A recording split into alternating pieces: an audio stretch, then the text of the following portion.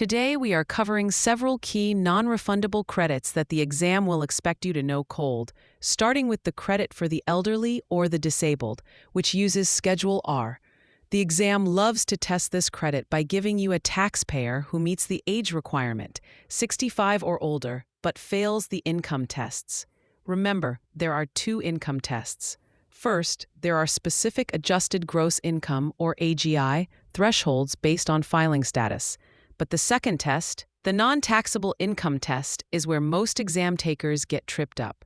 This test looks at the total of non-taxable Social Security benefits, pensions, and annuities. A question might state that a 67-year-old single individual has AGI of $10,000, which seems low, but then mentions they also receive $13,000 in non-taxable Social Security benefits. This high level of non-taxable benefits would almost certainly eliminate the credit. Don't just see the age and assume the credit is available. Always run through both income calculations. Next is the residential energy-efficient property credit. The key here is to distinguish it from the other home energy credit. This one is for major big-ticket items like solar panels, solar water heaters, and geothermal heat pumps. The exam trap is confusing the rules.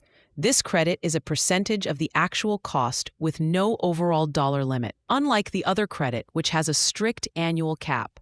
A classic exam question will have a homeowner install both new energy-efficient windows and a full solar panel system in the same year.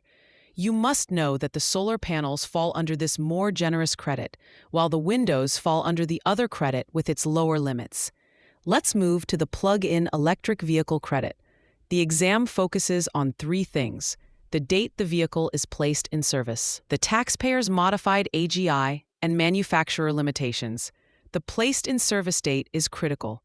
If a client orders a car in December 2024 but doesn't take delivery until January 2025, the 2025 rules, including income limits, apply. The exam will give you a taxpayer whose income is just over the threshold for their filing status, making them ineligible.